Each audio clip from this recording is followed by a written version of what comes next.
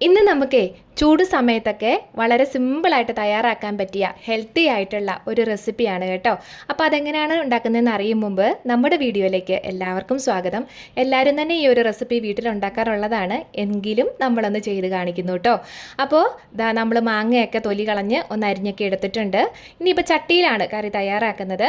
അതിനായിട്ട് ചട്ടിയൊന്ന് ചൂടായി വന്നപ്പോഴത്തേക്കും കുറച്ച് വെളിച്ചെണ്ണ ഒഴിച്ചു കൊടുക്കുന്നുണ്ട്. എണ്ണയും ചൂടായി വന്നിട്ടുണ്ട്. ഒരു സ്വല്പം മാത്രം കടുകിട്ട് ഒന്ന് പൊട്ടി വന്നോട്ടെ.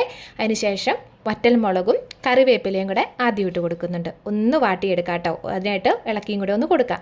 അത് കഴിഞ്ഞിട്ട് ഒരു കുറച്ച് ഇഞ്ചി പച്ചമുളകും കൂടിയാണ് നമ്മളിപ്പോൾ ചേർത്ത് കൊടുക്കുന്നത്. പച്ചമുളക് എരിവിനനുസരിച്ച് ചേർത്ത് കൊടുക്കാവുന്നതാണ്. ഇഞ്ചി ഒരു കുഞ്ഞു കഷ്ണം കൊത്തി എറിഞ്ഞിട്ട് നമ്മൾ എടുക്കുന്നുണ്ട് കേട്ടോ. ഇനി വേണ്ടത് കൊച്ചുള്ളിയാണ്. കൊച്ചുള്ളി ഒരു 5-6 എടുത്തിട്ടുണ്ട്. വട്ടത്തിലാണ് അരിഞ്ഞെടുത്തിരിക്കുന്നത്, കനം കുറച്ചിട്ട്. അതും കൂടെ ഇതിലേക്ക് ഇട്ട് കൊടുത്തിട്ട് ഇതെല്ലാം കൂടെ കൊട്ടിയിട്ട് ചെറുതായിട്ടൊന്ന് വഴറ്റിയെടുക്കാം. നമ്മൾ പലരും ഉണ്ടാക്കുന്നുണ്ടെങ്കിലും ചെറിയ ചെറിയ വ്യത്യാസങ്ങളൊക്കെ ഇതിനൊക്കെ കാണുള്ളൂ കേട്ടോ. ഇനിയിപ്പോൾ അതൊന്ന് വഴറ്റിയതിന് ശേഷം അതിലേക്ക് അരിഞ്ഞു വെച്ചിരിക്കുന്ന മാങ്ങാ കഷ്ണങ്ങളെല്ലാം കൂടെ ചേർത്ത് കൊടുക്കാം. മാങ്ങാ കഷ്ണങ്ങൾ ഇത് പച്ചമാങ്ങ തന്നെയാണ്, ഇരുന്ന് ചെറുതായിട്ടൊന്ന് വാടി വന്നതാണെന്ന് മാത്രം കേട്ടോ, അല്ലാതെ പഴുത്തതൊന്നുമല്ല. നല്ല അത്യാവശ്യം പുളിയുള്ള മാങ്ങയൊക്കെ തന്നെയായിരുന്നു. അതിലേക്ക് ഒരു നുള്ളു മാത്രം ഉപ്പും കൂടെ ചേർത്ത് കൊടുക്കുന്നുണ്ട്. ഒന്നുകൂടെ നന്നായിട്ടൊന്ന് വഴറ്റിയെടുക്കാം. കറിക്ക് ആവശ്യത്തിന് മൊത്തത്തിലുള്ള ഉപ്പ് നമ്മളിപ്പോൾ ചേർത്ത് കൊടുത്തിട്ടില്ല. പിന്നീടാണ് ഞാനിപ്പോൾ ഈ മാങ്ങ എല്ലാം കൂടെ ഒന്ന് റെഡിയായി വരുന്നതിനുള്ള ഉപ്പ് മാത്രമാണ് ചേർത്ത് കൊടുത്തിരിക്കുന്നത്.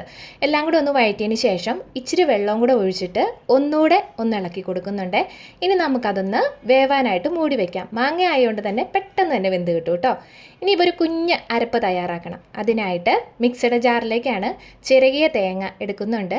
തേങ്ങയുടെ അളവൊക്കെ നമ്മുടെ ഇഷ്ടമാണ്, കൂടുതലോ കുറവോ ഒക്കെ എടുക്കാം. 1/4 ടീസ്പൂൺ മാത്രം ചെറിയ ജീരകം കൂടെ ചേർത്ത് കൊടുക്കുന്നുണ്ട്. ഒരു കുറച്ച് വെള്ളം കൂടെ ഒഴിച്ചിട്ട് നന്നായിട്ടൊന്ന് പേസ്റ്റ് പോലെ അരച്ചെടുക്കാം കേട്ടോ. അങ്ങനെ നമ്മൾ തേങ്ങ നന്നായിട്ടൊന്ന് അരച്ചെടുത്തിട്ടുണ്ട്. ഈ ഒരു പരുവത്തിലാണ് അരച്ചെടുത്തിരിക്കുന്നത്. ഇനി അതിലേക്ക് ഒരു കുറച്ചു മാത്രം കടുക് ചേർത്ത് കൊടുക്കുന്നുണ്ട്. കടുക് ഇട്ട് കൊടുത്തിട്ട് അതും കൂടെ ഒന്ന് ചെറുതായിട്ടൊന്ന് ചതച്ചെടുക്കാം. ഒറ്റ തവണയൊന്ന് കറക്കിയെടുക്കാൻ പാടുള്ളൂ. കടുക് ഇട്ട് കൊടുത്തതിന് ശേഷം ഒത്തിരി കറക്കിയിട്ടുണ്ടെങ്കിൽ പറ്റുന്നത് അതിനൊരു കയ്പ്പ് ടേസ്റ്റ് ഉണ്ടാവും, അതുകൊണ്ടാണ് കേട്ടോ. അപ്പോൾ അല്ലെങ്കിൽ ഒന്ന് ചെറുതായിട്ട് ചതച്ചിട്ട് നമ്മുടെ കറിയിലേക്ക് ചേർത്ത് കൊടുത്താലും മതിയാവും. ഇനിയിപ്പം വെന്തിരിക്കുന്ന മാങ്ങ നമുക്കൊന്ന് നോക്കിയാലോ. ഇതുപോലെ വേണമെങ്കിൽ ഉടച്ചു കൊടുത്താൽ മതി, നിർബന്ധമൊന്നുമില്ല. ഞാനിത് ഉടച്ചു കൊടുത്തത് കുട്ടികളൊക്കെ കഴിക്കുന്നതുകൊണ്ട് മാത്രമാണ്, ഇല്ലെങ്കിൽ ഉടച്ചു കൊടുക്കേണ്ട യാതൊരുവിധ കാര്യമില്ല കേട്ടോ. ഇനി നമുക്കുണ്ടല്ലോ അരപ്പ് തയ്യാറാക്കി വെച്ചിരിക്കുന്നത് അതിലേക്ക് ചേർത്ത് കൊടുക്കാം. അതിനുശേഷം ഒന്ന് ഇളക്കിയും കൂടെ കൊടുക്കുന്നുണ്ട്. എന്നിട്ട് ആ മിക്സിയുടെ ജാറ് കഴുകിയിട്ട് ഒരു കുറച്ചു മാത്രം വെള്ളം ചേർത്ത് കൊടുക്കുന്നുണ്ട്. ഒത്തിരി വെള്ളം ചേർത്ത് കൊടുക്കണ്ട, നമുക്ക് ഒരു തൊട്ട് കൂട്ടാൻ അല്ലെന്നുണ്ടെങ്കിൽ ലേശം ഒഴിക്കാം പകരുവത്തിൽ, അത്ര മാത്രം മതി. അല്ലാതെ ഒരുപാട് ലൂസായിട്ട് കിടക്കാൻ പാടില്ല കേട്ടോ. ഇനിയിപ്പോൾ നമ്മുടെ ആ ഒരു കറിയുടെ ഉപ്പൊക്കെ നോക്കിയിട്ട് ഉപ്പ് ആവശ്യമുണ്ടെങ്കിൽ അതും കൂടെ ചേർത്ത് കൊടുക്കാം. കാര്യം നമ്മൾ ആദ്യം ഒത്തിരി ഉപ്പൊന്നും ചേർത്ത് കൊടുത്തിട്ടില്ലായിരുന്നല്ലോ. ഇനിയിപ്പോൾ അതെല്ലാം കൂടെ കൂട്ടിയിട്ട് ലോ ടു മീഡിയം ഫ്ലെയിമിലിട്ടിട്ട് ചെറുതായിട്ടൊന്ന് തിളപ്പിച്ചെടുക്കാം. വെട്ടി തിളയ്ക്കേണ്ട, അല്ലാതെ തന്നെ അതിൻ്റെ പച്ചമുളകൊക്കെ ഒന്ന് മാറ്റി നമുക്ക് റെഡിയാക്കി എടുക്കാവുന്നതാണ്.